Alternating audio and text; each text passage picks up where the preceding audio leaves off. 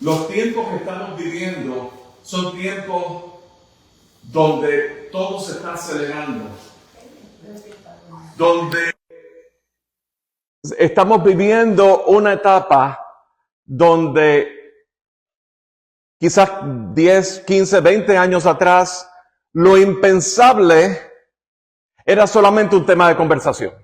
Y se presagiaba a lo lejos. Pero ahora resulta que lo impensable se volvió una conversación, la conversación se volvió aceptable, eso que fue un tema de conversación ahora se volvió aceptable, y de lo aceptable se volvió a lo sensato, que hace sentido, ¿verdad? Y eso, lean las noticias, no les tengo que decir, no tengo que ir en detalles, ¿verdad? De lo sensato vino a ser popular, de ahí el llamado populismo y el llamado a el sentido de lo que es el carisma popular de un líder o algo así, o de una idea. De lo popular entra en el terreno político, donde se legisla, y de lo político se legisla, se aprueba, se firma, y ahora es un cambio de cultura totalmente. Y eso afecta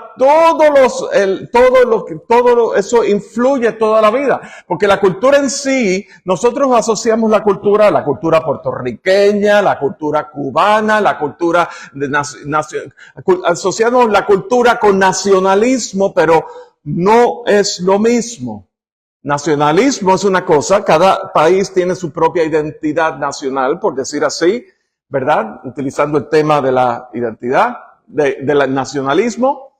Pero la cultura es más que eso. La cultura influye en lo que son las normas, las costumbres, las tradiciones, el sistema de creencia, los valores, los mitos, los ritos y modos de lengua. Y entonces eso es fundamental porque eso afecta el comportamiento de las personas. Estaba leyendo, a mí me gusta mucho la historia, y estaba yo leyendo y luego vi un par de documentales acerca de esos años luego del triunfo de la Revolución Cubana. Esos años entre a fines de 60 y posiblemente a principios de los 90, donde hubo como un aislamiento total de esa isla, ¿verdad? Y yo no les tengo que contar la historia a ustedes, porque ustedes la conocen muchísimo mejor que yo, pero me llamó la atención que durante esos años que estaban bajo la injerencia del bloque soviético, había un intento hasta de cambiar la cultura, aún la manera de expresarse, aún la manera de hablar, aún la música que hacían, aún costumbres que se hacían allá en el frío, ¿verdad? En las gélidas temperaturas allá, las querían traer al Caribe y todas esas cosas, y se imponía. Y entonces, cómo la cultura estaba siendo cambiada. Y cuando vamos a ver la idiosincrasia, y el Señor me ha permitido en estos tiempos pues tratar con hermanos, porque son hermanos de allá, y pues yo he pasado un buen tiempo de mi vida con hermanos de acá, o sea, del exilio y de allá. Y cuando viene a ver la división cultural, es evidente, porque las normas, costumbres, tradiciones, creencias, valores, mitos, ritos y modos de lenguaje, el modo de lenguaje. Pero el tema de la comunicación, el tema de la generación cambiante y todo eso afecta, porque es un cambio de cultura. Y es que vivimos en un tiempo donde se están redefiniendo las ideas, normas y todas esas cosas. Y vivimos en un tiempo donde si eso no ocurre, y cuando digo vivimos en un tiempo, esas cosas, estamos atravesando esos cambios, pero esos cambios graduales no ocurren por mera coincidencia, ocurre por un diseño de una agenda. Ocurre gradualmente por una agenda. Y es un cambio gradual, es un cambio en el discurso público, la retórica, es una manipulación de la opinión pública, es una evolución de las normas sociales, es una legitimación de nuevas políticas. En fin, es un instrumento de lo que Agustín Laje llama en su libro la batalla cultural. Muy bien. Pero nada de eso nos debe sorprender. Nada de eso nos debe sorprender porque pensamos que esas cosas ocurren hoy día. Y yo me pongo a pensar en el pueblo de Israel, cuando en los tiempos, en los 70 años que estuvieron cautivos de Babilonia, en Segunda de Reyes, capítulo 24, no lo tienen que buscar, también el pueblo de Israel atravesó, influenciado por un cambio cultural, totalmente distinto a cuando el pueblo de Israel estaba bajo Egipto. Bajo Egipto eran esclavos, era un trabajo forzoso, había maltrato físico en lo literal, pero la identidad de pueblo estaba allí. Su adoración al Dios de Israel estaba allí. Estaba el deseo ¿verdad? Dios estaba con su pueblo en medio de eso. Pero aquí Dios estaba también con su pueblo en medio del exilio, pero hubo una influencia distinta. Primero que los babilónicos utilizaron la estrategia de gradualmente cambiar la cultura mediante el desarraigo cultural a través de un exilio, debilitando la identidad cultural. Y cuando ustedes leen el libro de Esdras, cuando Esdras se para en pie y verdad, después en la reedificación del templo de Jerusalén, verdad, Esdras se para en pie y entonces él lee la ley y lee la ley detenidamente. Dice que lo leía detenidamente porque habían personas de tercera generación cuyo primer lenguaje era el babilónico, no era el hebreo, no lo entendían, así que lo tenía que leer de una manera en que lo pudieran entender y que al leer la ley, sus corazones fueron compungidos, sus corazones fueron tocados. Eso lo vemos en el libro de Esdras. Pero eso fue por diseño. Al alejarlos de su tierra y de su templo, pues ya no, el templo de Jerusalén, que había sido destruido cuando Nabucodonosor invadió, ¿verdad? Pues, ¿qué ocurrió? Pues era una manera que gradualmente no les queda. ¿Ustedes quieren adorar? Adoren a nuestros dioses. No solamente eso, una imposición de nuevas reglas, costumbres, prácticas religiosas, paganas, babilónicas, aún los cambios de nombre. ¿Qué nombre le pusieron a Daniel? Belsasar. ¿Y qué significa Belsasar? Que Bel proteja tu vida. O a Ananías, Abednego, siervo de Nego o siervo de Nabucodonosor. O a Misael, Mesac, relacionado con el dios babilónico Aku. Hubo una educación y adoctrinamiento. Y el pueblo de Israel no se sentía, estaban en el cautiverio, fueron invadidos, estaban en un exilio, pero no se sentían con el mismo nivel de esclavitud, con la esclavitud como cuando estaban en Egipto. Estaban integrándose a esa sociedad. La destrucción del templo les llevó a practicar la fe de manera distinta. La promoción de la idolatría. Cuando vemos todo este tipo de cosas que gradualmente fue pasando, de repente en Daniel capítulo 3, ¿verdad? La estatua a Nabucodonosor, todo el mundo tenía que postrarse ante Nabucodonosor. Ya eso fue un acta, ya eso fue erigido, eso fue ley.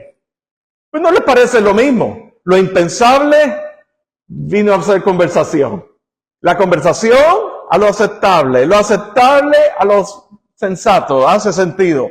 Lo sensato a lo popular a lo político y de lo político a la ley. Ahora es obligado. Y pensamos que, otra vez decía y repito, pensamos que son cosas de los tiempos ahora. Pues no, ya lo hemos visto.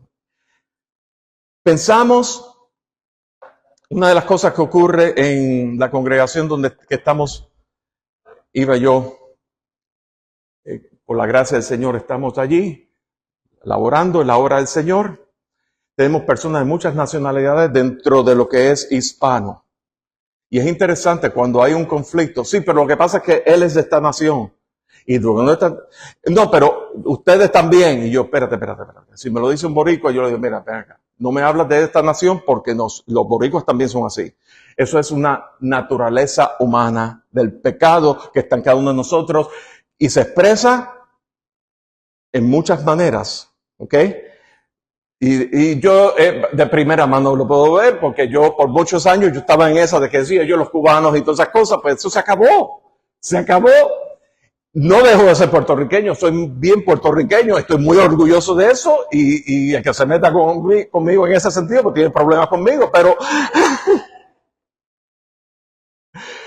el tema es que la diferencia es por causa de la naturaleza que está en mí, no por la nacionalidad de donde yo vengo. Yo no tengo la culpa de haber nacido en el país donde yo nací, ni ustedes tampoco.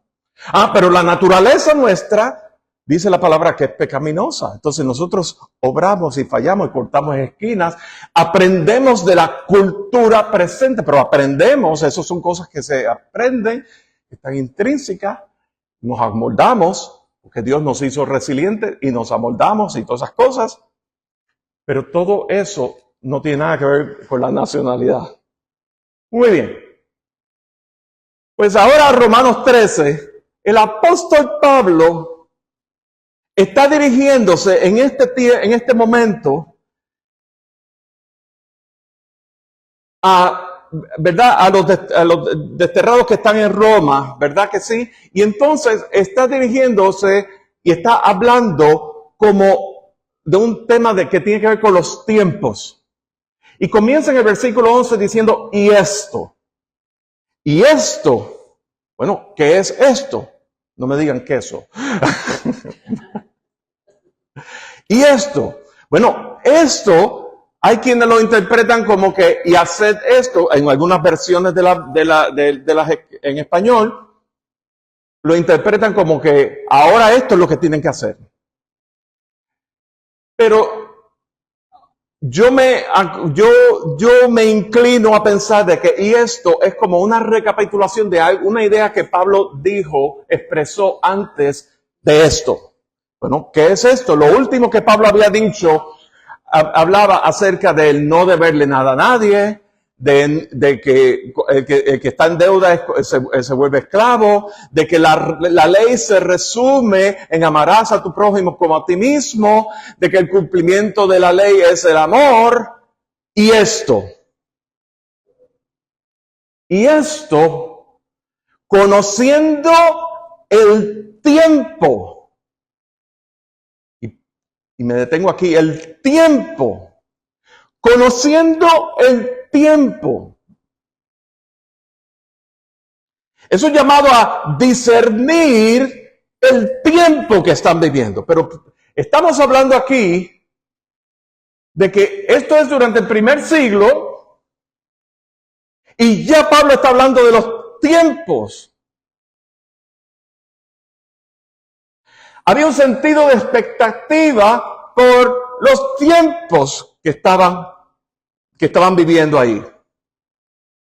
Tiempo, en la concordancia Strong's, en el original dice kairos, que significa el tiempo propicio, el tiempo señalado, un sentido de urgencia, el punto decisivo, el punto culminante.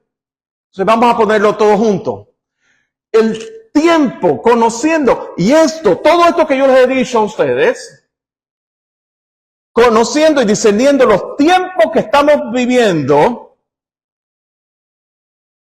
lo próximo que dice es ya hora de levantarnos del sueño, porque ahora está más cerca de nosotros nuestra salvación que cuando creímos. Pablo, hay un convencimiento en su vida de que estaba más cerca de los últimos tiempos. Nuestra salvación, la redención final. Hemos sido salvos y en esa salvación hemos sido revestidos de la justicia de Dios. Y al ser revestidos de la justicia de Dios por causa del sacrificio sustituto por el pecado, la paga de nuestro pecado fue pagada en la cruz del Calvario a precio de sangre. En sustitución por nosotros, porque otrora, en otro tiempo, nos hubiera tocado la muerte, porque la paga del pecado es muerte. Pues Jesús se ofreció a sí mismo en propiciación por nuestros pecados. Propiciación significa en ofrecimiento, pero significa más. En propiciación, con el sacrificio de Cristo Jesús en la cruz del Calvario, propiciación significa también el acto de aplacar la ira de Dios por causa del pecado. Eso es propiciación. Entonces, mucho más que es ofrecimiento, pero es aplacar la ira de Dios. Porque la paga del pecado fue satisfecha en Cristo Jesús. El Cordero inmolado, destinado desde antes de la fundación del mundo, inmolado desde el principio de la creación. Él se presentó como Cordero. Y Él se presentó como sumo sacerdote, que a la diestra del Padre intercede por su pueblo. Y por eso es que tú y yo estamos aquí en esta mañana. Y por eso es que tú y yo tenemos una esperanza. Y por eso es que podemos confiar en medio de la situación y en medio de los tiempos que estamos viviendo en esa gracia futura. Gloria al Señor. Y poner todo nuestro deleite. Y poner toda sentirnos satisfechos y plenos en la persona de Cristo Jesús en base a la obra redentora que Él llevó una vez y para siempre por nuestras vidas o en nuestras vidas. Y es saber que cuando yo pongo mi deleite en Él, en Dios, Él es altamente glorificado. Cuando mi afecto, Dios nos ama. Y hacia mí Él ha puesto su afecto, hacia mí Él ha puesto su deseo, hacia mí Él tiene su contentamiento porque somos la iglesia lavada y limpiada por la sangre de Cristo Jesús. Y por lo tanto, Él ha puesto su afecto en cada uno de nosotros porque Él ha puesto su afecto en su Hijo amado, Cristo Jesús. Y en esa unión, iglesia, de Cristo y su iglesia, Él es glorificado. Y entonces, cuando nosotros ponemos nuestro afecto, lo que Jesús le decía a Juan, me amas, más que a esto, pastorea, apacienta mis corderos, me amas, se traduce del amor que nos cautiva. Amamos a Dios porque Él nos amó primero y porque su amor nos cautivó y porque su amor nos enamoró de Él de tal manera que cautivó, nos prisionó de Él. Y de ahí no queremos salir. Cuán glorioso es nuestro Dios. Dice, es hora de levantarnos del sueño. En Efesios capítulo 5, Pablo mismo hablándole a los efesios, diciéndole, despierta tú que duermes. Pablo citando, ¿verdad? Despierta tú que duermes. Levántate de los muertos y te alumbrará Cristo. Y es un llamado a los efesios, Pablo con un mismo sentido de urgencia que aquí en la carta a los romanos, mirad pues con diligencia como que andéis como sabios y no como necios. Eso es lo próximo que dice en Efesios capítulo 5. Y aquí está diciendo, ya es hora de levantarnos del sueño del letargo, el sueño de estar mariposeando en nuestra mente, el sueño que nos paraliza, porque ahora está más cerca de nosotros nuestra salvación que cuando creímos. Entonces luego dice, la noche está avanzada. La noche, o sea, el tiempo presente, este tiempo que estamos viviendo de cambio cultural y todas esas cosas, donde que lo impensable ahora está ocurriendo ante nuestros ojos. ¿Verdad? Yo no fui exiliado de mi país, pero ustedes, la mayoría de ustedes, todos ustedes, bueno, tú naciste aquí, ustedes nacieron aquí, ¿verdad? Pero yo estoy seguro que en un momento dado pusimos nuestra esperanza en el país donde nos dirigíamos hacia un exilio que nos iba a dar libertades básicas. ¿Y quién hubiera dicho que las cosas están cambiando? El péndulo se está tirando hacia la izquierda. Y aquí no se trata de izquierda o derecha. Se trata de el espíritu del anticristo presente, globalmente. Cuando usted oye acerca de la agenda globalista de 2030, y no voy a entrar en eso en detalle, pero no voy a entrar solamente lo voy a mencionar. ¿Verdad? Y vemos que esos países de los cuales nosotros huimos una vez, ustedes huyeron un tiempo en su vida, ahora están con la agenda globalista también. Entonces, el enemigo de tu enemigo es mi amigo. ¿Ves? Una cosa es lo que se dice y otra cosa es la retórica, pero hay los intereses, ¿verdad? Y eso cambia la cultura y las cosas impensables ahora están ocurriendo. Muy bien. Dice, la noche está avanzada, el tiempo presente, pues las obras de las tinieblas. Y vistámonos. Y se acerca el día. Desechemos, pues, las obras de las tinieblas y vistámonos las armas de la luz. 13. Andemos como de día, honestamente, no en glotonería y borracheras, no en lujurias y lascivias, no en contienda y envidia, sino vestidos del Señor Jesucristo. No proveáis para los deseos de la carne. La noche está avanzada y se acerca el día. Aquí, en este pasaje, en estos 4 versículos, hay 4 exhortaciones. Primero, levantarnos del sueño. Segundo, desechar las obras de las tinieblas y vestirnos con las armas de la luz. Tercero, andar como de día. Y cuarto, vestidos del Señor Jesucristo. La noche está avanzada, primera de Pedro 4:7, dice, mas el fin de todas las cosas se acerca, pues, sed pues sobrios y velad en oración. El llamado está a levantarnos de ese sueño, a entender que los tiempos que vivimos son tiempos de urgencia. Que la iglesia del Señor tiene que tomar su lugar. Pero eso yo lo he escuchado desde cuando yo era bien joven, desde que yo me recuerdo. Yo vengo escuchando, tenemos que tomar nuestro lugar. Sí, lo tenemos que tomar desde ese momento, ahí donde tú estás, en la capacidad, en la facultad que Dios te ha dado. Toma tu lugar en Cristo Jesús. Toma tu lugar, el lugar que te ha sido dado. No seas pasivo. No seas pasivo.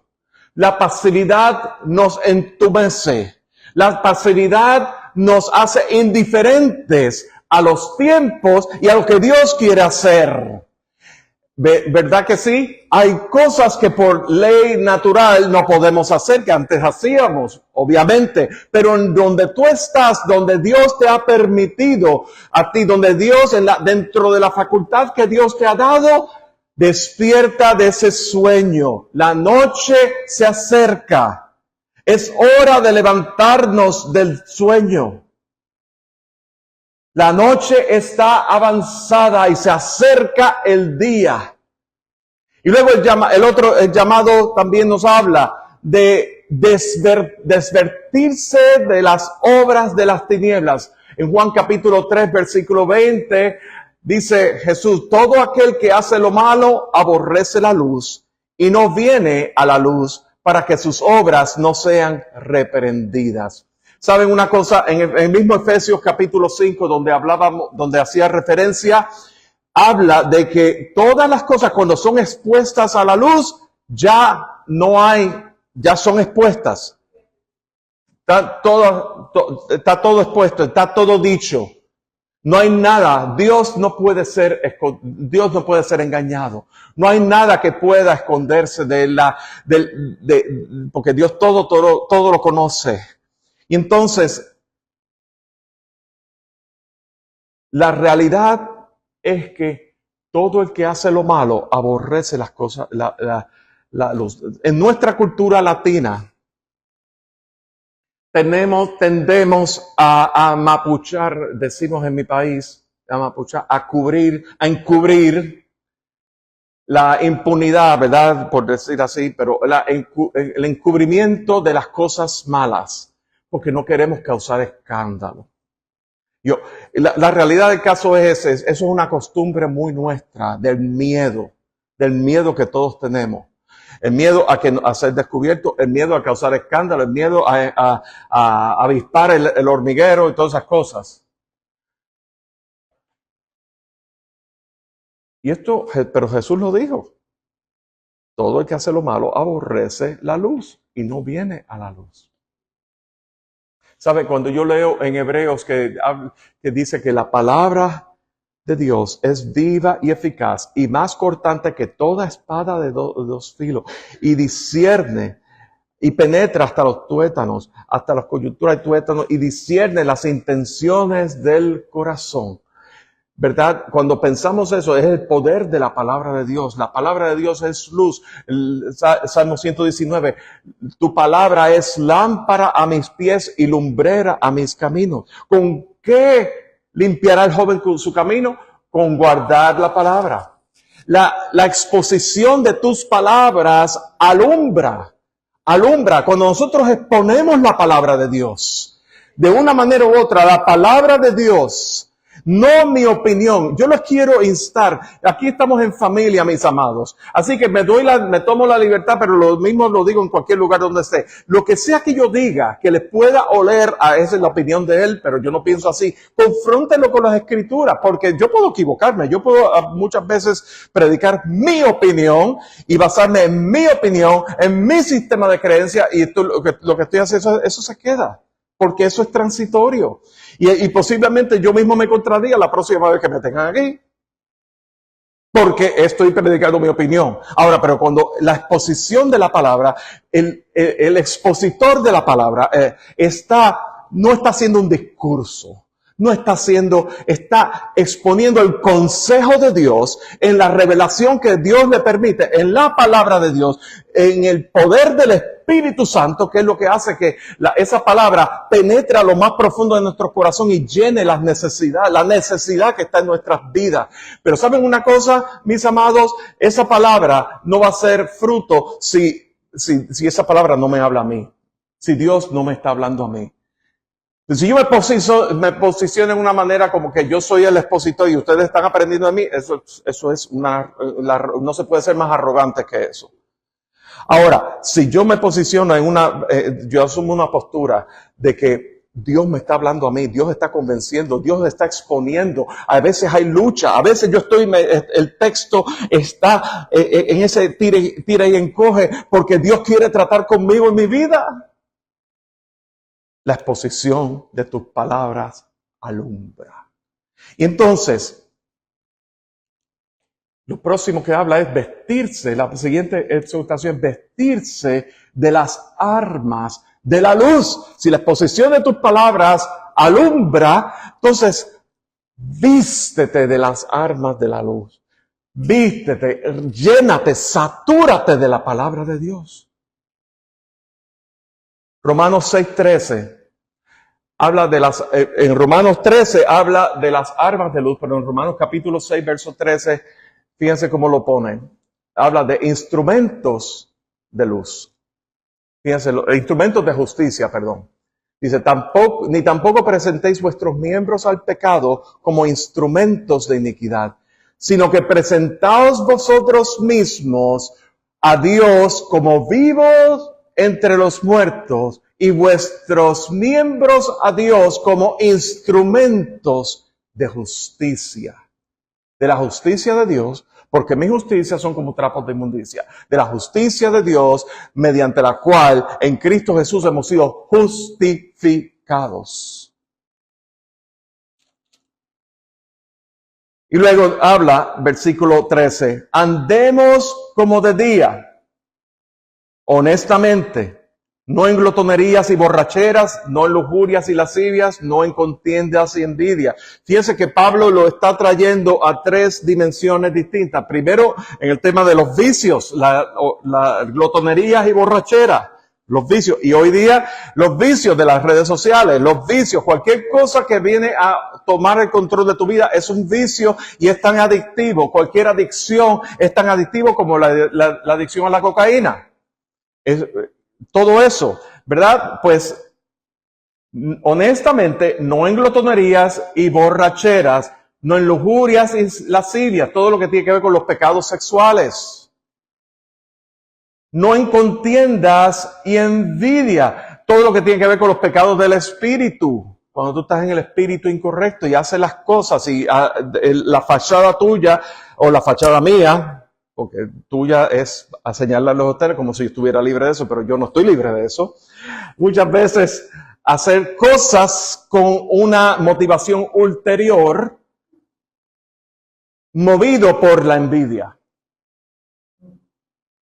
Y la envidia es un germen que empieza bien pequeño y de repente empieza a corroer y cuando viene a acapar todo nuestro corazón y eso nos lleva hasta lo peor de lo que podemos hacer. Saben, llevo 18 años fuera de Miami y yo pensaba que los peores problemas pasaban en Miami, en la iglesia. Y yo digo, wow, no, los peores problemas pasan cuando hay gente. Porque las cosas inimaginables que yo jamás pensé que yo iba a ver, las he visto, ¿verdad? Y uno como que llega el momento que uno se da cuenta, que por eso que digo, no tiene que ver con la nacionalidad, no tiene que ver con el lugar, tiene que ver con la naturaleza humana. Donde haya gente, va a haber cosas, pero la envidia ha sido un factor importante en divisiones de iglesia. O que hoy día la envidia, hoy día la iglesia en los Estados Unidos está pasando por una crisis rampal donde cada vez más, y yo vivo en la correa bíblica, lo que se llama The Bible Belt, que se supone que estas cosas no suceden, pues suceden. Y suceden, y hace falta un requete avivamiento en el Bible Belt, porque hemos adoptado la cultura del iglesismo. Fíjate la cultura del iglesismo de hablar las palabras correctas. How are you doing? I'm doing fine. God is good. God is good all the time. And all the time God is good. Esas son las palabras. Eso es un cliché. Eso es una máquina de repetir.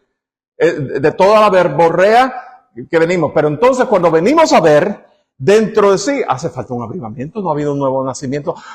Yo conozco, mi abuelo era fundador de la iglesia bautista tal o más cual. De la primera iglesia bautista tal o más cual. Sí, pero tu abuelo, pero tú tienes una relación personal con Cristo Jesús. Y entonces, andemos como de día. Cuando nosotros andamos como de día, ¿qué significa eso de andar como de día?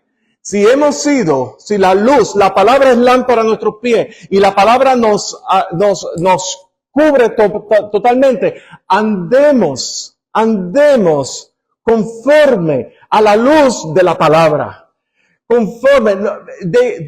No permitas que la cultura moldee tu visión del mundo, sino que deja que las escrituras y el poder del Espíritu Santo moldee tu visión del mundo para que entonces tú estés, todo lo que tú hagas, y tú te puedas ver como siervo, como sierva, como vasija útil en las manos del Señor.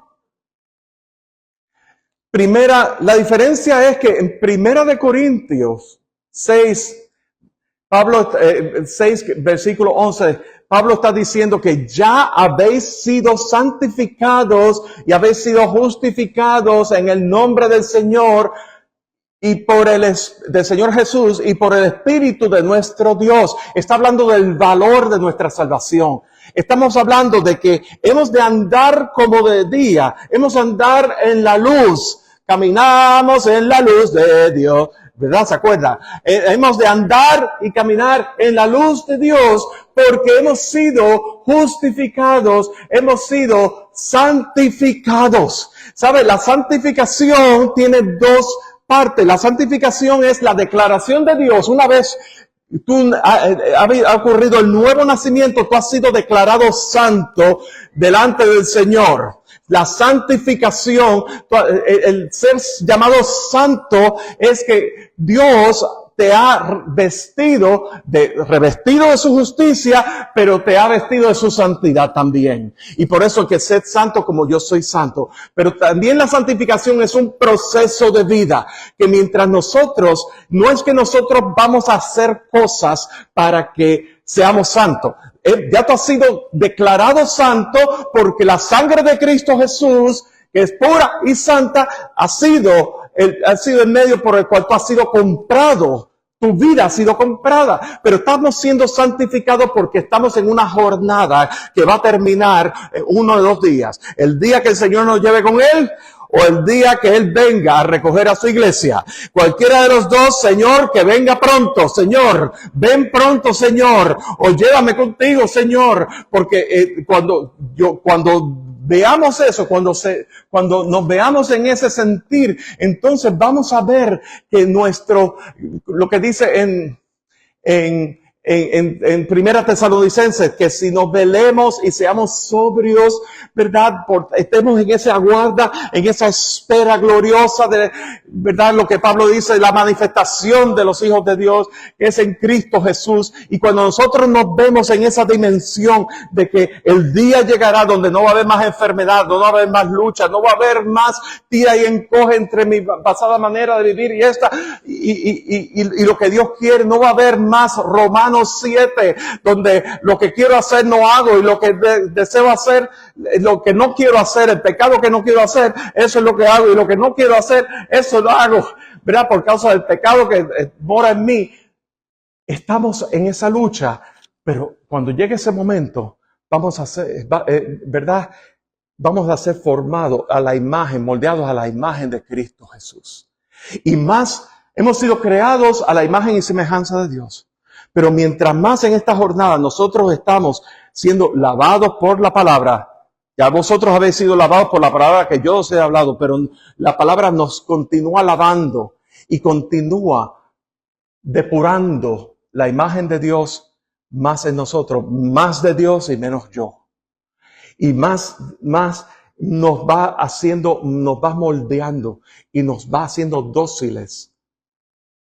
Entonces, va a llegar ese momento glorioso de lo que decía, el tiempo se acerca, más cerca de nosotros, nuestra salvación, ese tiempo de la redención final, esa glorificación, donde vamos a estar plenamente, donde podemos decir entonces, como dice el himno, no habrá necesidad de la luz ni el resplandor, ni el sol dará su luz, ni tampoco su calor. Y allí llanto no habrá, ni tristeza ni dolor, porque entonces Jesús, el Rey del cielo, para siempre será el Consolador.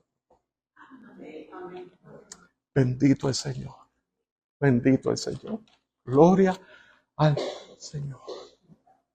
Finalmente, 14, vestidos del Señor Jesucristo. Un llamado a vestirse de Cristo, que es revisitando, pero enfatizando lo que ya había dicho en el versículo 12, de vistámonos las armas de la luz, ¿verdad? Pero aquí lo está como desdoblando aquí. Vistámonos, vestidos del Señor Jesucristo. Gálatas 3:27, porque todos los que habéis sido bautizados en Cristo, de Cristo estáis revestidos. Es el hallarnos que nuestro sostén diario es día a día. El saber que, como dice el salmista, el Salmo 143, y que el Señor se lo dio a mi hermana en melodía, hazme oír por la mañana tu misericordia, porque en ti he confiado. Hazme saber el camino por donde ande, porque a ti he elevado mi alma. Líbrame de mis enemigos, oh Jehová, en ti me refugio. Enséñame a hacer tu voluntad, porque tú eres mi Dios. Y eso, fíjate, por la mañana tu misericordia. Eso es día a día, el saber que día a día necesitamos que su gracia es la que nos sostiene y su misericordia es la que nos perdona, y que hazme oír por la mañana tu misericordia. ¿Por qué? Porque yo soy pecador, porque yo puedo fallar, porque yo le puedo hablar destrujado a mi mujer de cuando en cuando y todavía lo hago, y soy un bofe muchas veces y todavía lo soy, pero por la mañana su misericordia es la que me sostiene, es la que me levanta, es la que realmente me restaura. Y su gracia es la que se abre delante de mí y tú sabes que tú eres hijo. En resumen, ya es hora. La noche está avanzada. Es el tiempo señalado. La cultura cambia y se adapta, como lo he señalado al principio. Pero Dios no cambia. Su vida, Él es existente en Él mismo. Él es permanente en Él mismo. Él es Rey eterno. Él es el inmortal. Él es el único inmortal. No es que sea inmortal. Todos inmortalizamos al apóstol de la patria, ¿verdad? Bueno, lo inmortalizamos en nuestro recuerdo, pero el único inmortal es Dios. Él, antes que naciese, Él es el existente en Él mismo, antes que naciese los montes y formaste la tierra del mundo, desde el siglo y hasta el siglo, tú eres Dios. Su carácter es el mismo. Él no cambia. Yo soy el que soy. Yo soy el existente en mí mismo. A mí nadie me creó. A mí nadie. Yo soy el eterno. El eterno. Alguien hizo referencia a la hermana Priscila. La hermana Priscila hacía referencia a que nosotros vivimos un paréntesis dentro de la eternidad de Dios. Nosotros somos el segmento de una recta numérica, de una línea que no tiene principio, no tiene fin. Nosotros somos el segmento, tenemos principio y tenemos fin, y no sabemos cuál es el fin nuestro, porque Dios, los límites de nuestra habitación han sido señalados por Dios. Así que mientras estamos aquí, Dios es fiel, y nosotros tenemos que poner todo nuestro afecto en aquel, y todo nuestro contentamiento en aquel que es eterno. Y su carácter, verdad, Él es el único. Su carácter misericordioso, Él es clemente, su verdad no cambia. En Santiago no hay cambio ni sombra de variación. Su verdad, su palabra permanece para siempre. Su palabra no puede ser quebrantada. Su obra, la obra no cambia, la obra el deseo de Dios de que todos los hombres y mujeres sean salvos por medio de Cristo Jesús, porque la salvación le pertenece a Dios. Entonces, ¿cuál es el llamado a nuestras vidas? El título de hoy es Levántate del sueño. El llamado a nuestras vidas está en 2 de Pedro capítulo 1 verso 10. Por lo cual, hermanos, tanto más, haced firmes vuestra vocación y vuestra elección, porque haciendo estas cosas no caeréis jamás.